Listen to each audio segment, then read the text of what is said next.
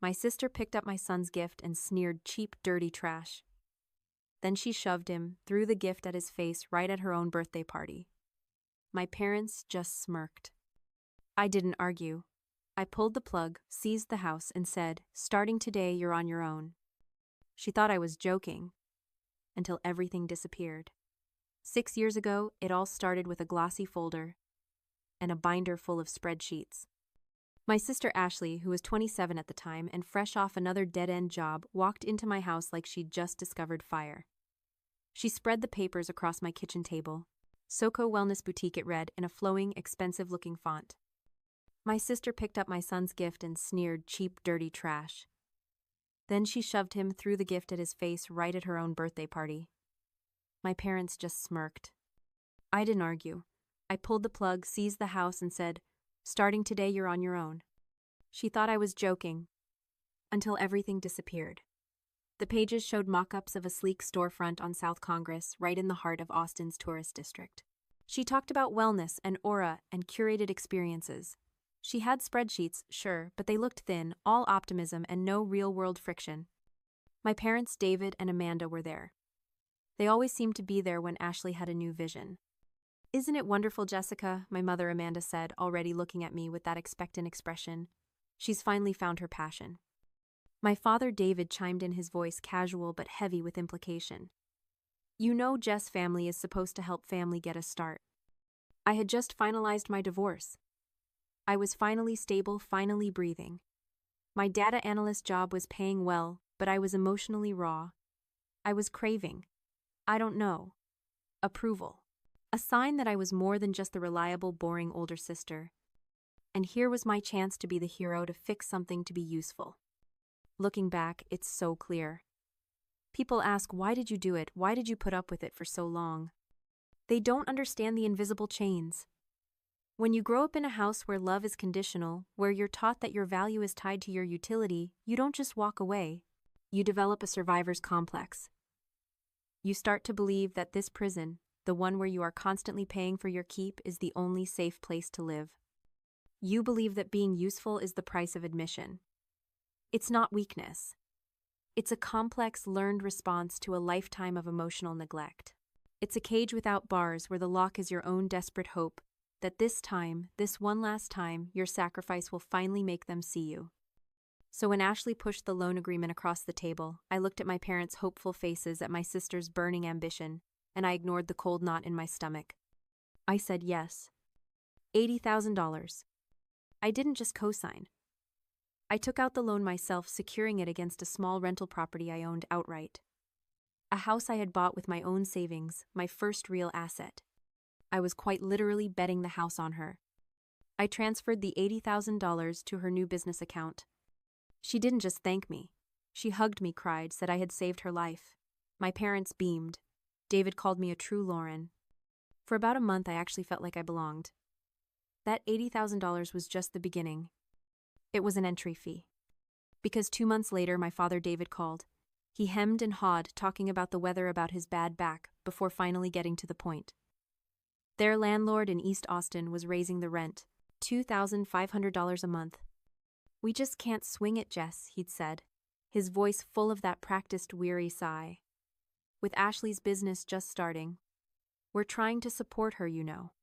But it leaves us short." "I'll take care of it," I said. The words were out of my mouth before I'd even thought them through. For 8 years, I took care of it. Every first of the month, $2,500. An automatic transfer. I never missed a payment.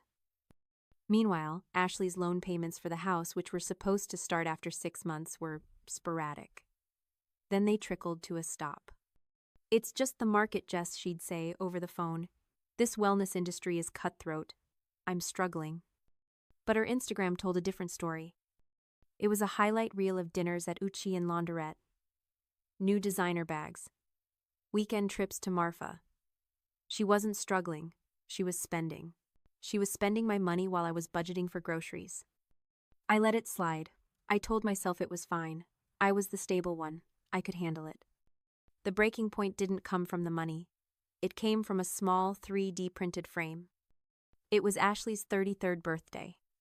My son Christopher had been working on a gift for months. He's 8, and he's obsessed with my old 3D printer. He'd found Ashley's boutique logo online, meticulously recreated it in a 3D modeling program, and spent weeks printing and perfecting it. He used his own allowance to buy a simple wooden frame, which he painted black. He was so proud of it. He wrapped it himself using half a roll of tape. We were predictably an afterthought for the party. A last-minute text from my mother Ashley is having a few people over. You and Christopher can stop by if you're not busy. When we got there, a few people meant half of Austin. The music was thumping. David and Amanda were beaming, holding court by the bar, acting like the generous hosts, even though I knew I'd paid for the catering. Christopher, clutching his gift, beelined straight for Ashley. "Happy birthday, Aunt Ashley," he said, his voice full of 8-year-old excitement. He held up the frame. "I made this for you. It's your logo." Ashley was holding a champagne flute. She glanced down at the gift, her smile tightening. She took it from him, held it up between 2 fingers like it was a dirty diaper. "What is this?" she drawled, loud enough for her friends to hear. It's your logo," Christopher said, his smile faltering. Ashley let out a sharp laugh. "It's cheap, filthy trash." And then she didn't just drop it. She shoved him. A small casual push that sent Christopher stumbling back. Then she threw the framed gift. It hit him square in the face. The frame shattered. Plastic shards and broken wood went flying. Christopher just stood there, stunned, his hand flying to his cheek where a piece of the frame had cut him. The music didn't stop, but a little bubble of silence formed around us. I looked at my parents. My mother Amanda was smirking into her drink. My father David caught my eye and just shrugged a small, amused tilt of his head. My sister turned back to her friends, already laughing about something else, leaving my son bleeding on the patio. I walked over to Christopher. I didn't say a word. I knelt, picked up the broken pieces of his hard work, and helped him wipe the blood from his face. I didn't yell. I didn't cry. I just stopped. I felt that invisible chain, the one I'd been wearing for 38 years, turn to absolute dust. I took his hand. "Let's go, sweetie." As we walked out, I heard Ashley call after me, "Don't be so dramatic, Jessica. It was a joke." That night, Christopher sat at his desk, silently trying to glue the broken pieces of the frame back together. I went to my office. I logged into my bank. I saw the scheduled payment David and Amanda rent, $2,500. I clicked Manage. I clicked Disable. A small confirmation box popped up. "Are you sure?" I pressed Confirm. Then I pulled up the loan agreement for the $80,000. I found the clause about the house I owned being the collateral. I opened a new email to my lawyer. The subject line was simple: breach of contract and foreclosure. My lawyer, a sharp woman named Cynthia, didn't even blink. She had the demand letter and the official notice of default filed by noon the next day. Because I wasn't just a co-signer, I was the primary lien holder. The house was my property put up as collateral for a business loan. Ashley hadn't just defaulted on a family promise. She'd breached a legal contract. Cynthia sent the notice of foreclosure via a certified process server. I got the notification on my phone when a startled Ashley signed for it at the boutique. Simultaneously, Cynthia sent a formal letter to my parents' landlord, informing them that, as the guarantor on their lease, another mistake I'd made years ago, I was terminating my financial responsibility at the end of the 30-day cycle. Their rent was due, and I was no longer paying it. The landlord, not wanting to waste time, served David and Amanda with a 30-day eviction notice the same afternoon. The firestorm hit at 5:03 p.m. My phone didn't just buzz. It sounded like it was having a seizure. It lit up, vibrating violently across the kitchen counter. First, my mother Amanda. A string of texts, one after another. "What have you done? The landlord just served us papers, Jessica. Are you trying to make us homeless?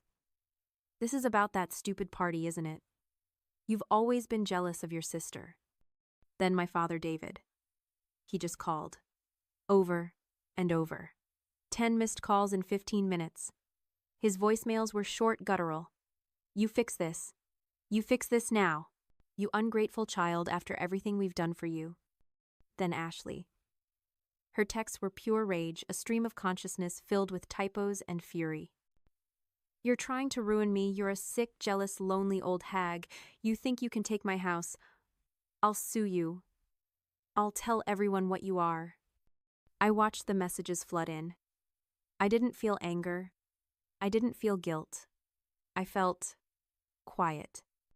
I read the word jealous 9 times. Ungrateful 12 times. Cruel, cold-hearted, destroying the family. I didn't answer a single text. I didn't listen to a single voicemail past the first few seconds. I just let them burn. I let their panic, their entitlement, their shock echo into the digital void.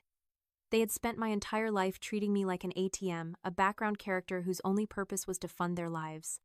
They had never once considered that the ATM might run out of cash.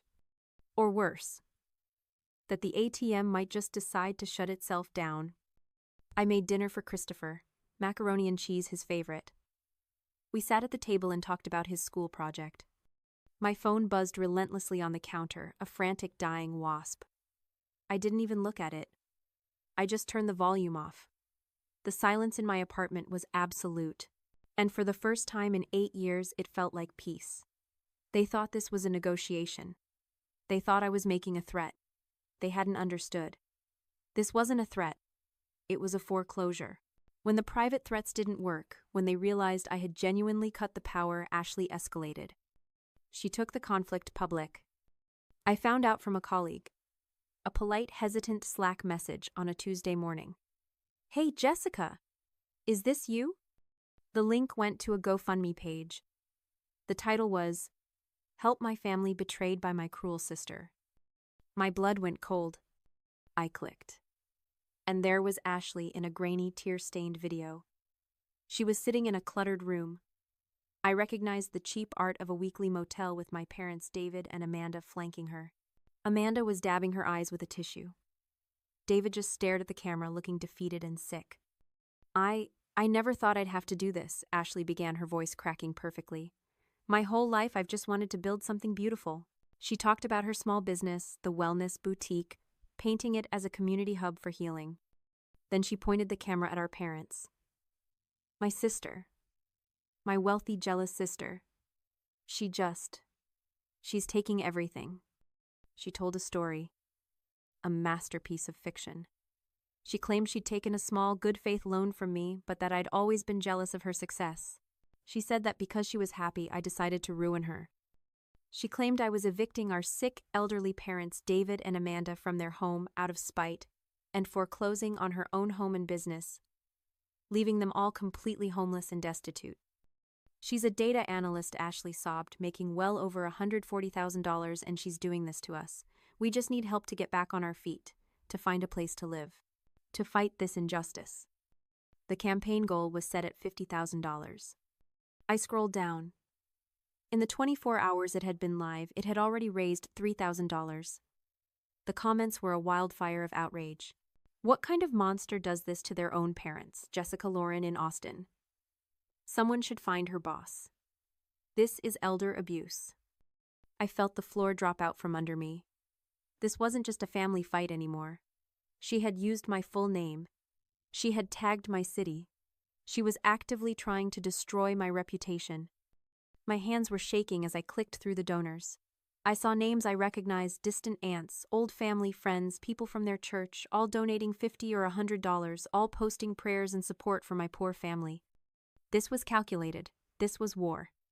I forwarded the link to Cynthia, my lawyer. Her response was immediate. "This is libel, Jessica. Public defamation." But the damage was already happening. I felt the eyes in the office. The way my manager, a decent guy named Mark, suddenly couldn't meet my gaze during our afternoon Zoom. The GoFundMe link appeared in my work email sent from an anonymous account. You should be ashamed. Ashley wasn't just trying to get money. She was trying to get me fired. She was trying to burn down the one thing I had built for myself, the one thing they had never been able to touch my career. She thought that if she set my life on fire, I'd have no choice but to run back and put out hers. I took a deep breath. I looked at the picture of Christopher on my desk, smiling, holding his unbroken frame. I opened a new email, not to my family, not to my boss, I wrote to my great aunt, my father's estranged sister, the family matriarch, who hadn't spoken to David in a decade, but who read every email. I wrote to my cousins. I wrote to the pastor of my parents' church. And I attached 2 simple files. The first, a PDF of the $80,000 loan agreement and 8 years of $2,500 rent payments. The second, a short 30-second video clip. The one from the party. The one of Ashley shoving my son, the frame shattering. The one where you can hear my parents' laughter. My email was 1 sentence. Since my family has decided to make our private financial matters public on GoFundMe, I am providing the full context for their betrayal. I hit send. I didn't check the GoFundMe page. I didn't engage. I just let my email do its work. The first response came from my great aunt, the matriarch. It was a single word, shameful. I wasn't sure who she was referring to, until she forwarded my email to the entire family list with her own subject line, the truth. The GoFundMe campaign stopped dead in its tracks. The donations froze. Then the comments started to turn.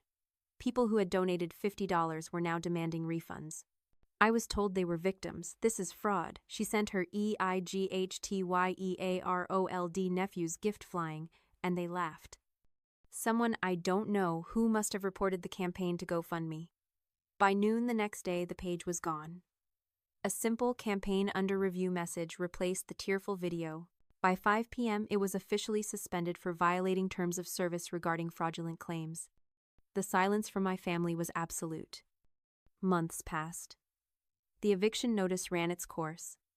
The foreclosure proceedings finalized. The house was sold at auction to cover the loan I had paid off.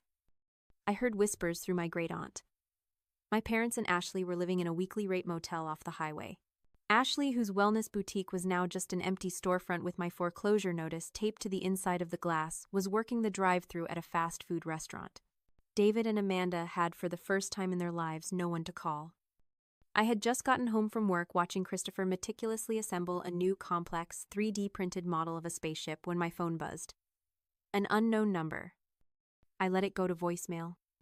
Curiosity got the better of me. I pressed play. It was my father's voice. Weak. Almost unrecognizable. Jessica, I know you won't pick up. That's fine. I was wondering. Amanda misses him. Could you just send a few pictures of Christopher? Just so we can see how he's doing. I listened to the message twice. He didn't ask for money. He didn't yell. He didn't demand. He just asked for photos. I looked at my son, happy, focused, safe in our quiet home. He was thriving, working on his project, the sunlight catching the intricate pieces of plastic in his hands. He was building something new. I thought about the broken frame. I thought about the laughter. I pressed my thumb to the screen. I deleted the voicemail. And then I blocked the number. We're taught that cutting ties with family is the ultimate sin, that blood is thicker than water, but they forget the rest of that saying. The original phrase is, the blood of the covenant is thicker than the water of the womb. It means the bonds we choose, the relationships built on respect and loyalty, are stronger than the family we're just born into. I spent a lifetime trying to earn my place at a table where I was never truly welcome. I was the good daughter only as long as I was the silent, obedient bank. But letting go of my bloodline was the only way to find myself. It's not an act of betrayal. It's the ultimate act of self-preservation. It's not about hate. It's about choosing peace. It's a quiet, courageous declaration that you will no longer set yourself on fire just to keep others warm. My family is gone. But for the first time in my life, I am finally free.